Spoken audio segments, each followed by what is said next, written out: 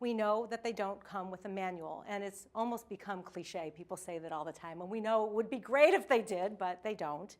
And for those of you with more than one child, we know that they come out differently. And what works for one child may not quite work for another child, and so we have to be able to adjust and go with the flow and do maybe some slightly different things.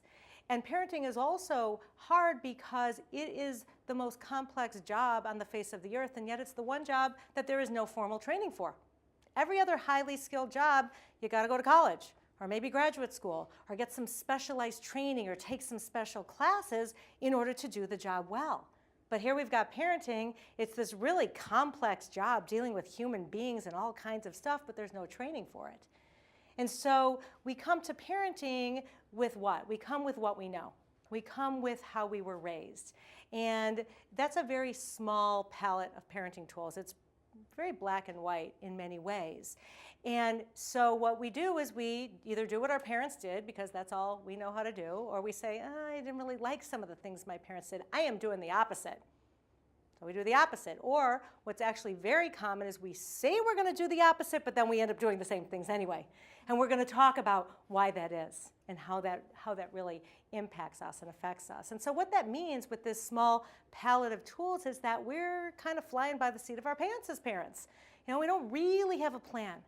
And when we don't have plans about things that are challenging in life, we get stressed and we get worried and we get anxious, and our thoughts, can fill up in all kinds of negative ways, and we wonder, is this misbehavior normal? Is my child normal?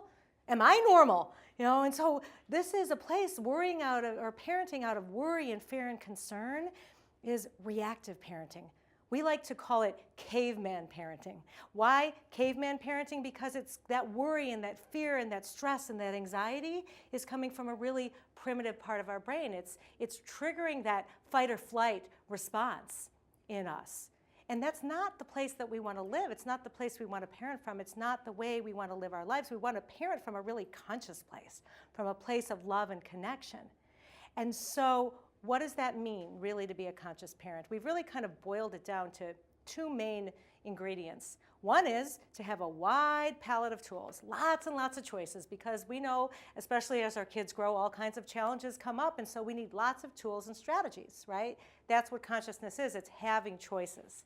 The other thing that conscious parenting really means is to begin to take responsibility for our reactivity, to understand our reactive natures, and to know what that really means, and to begin to take responsibility for that.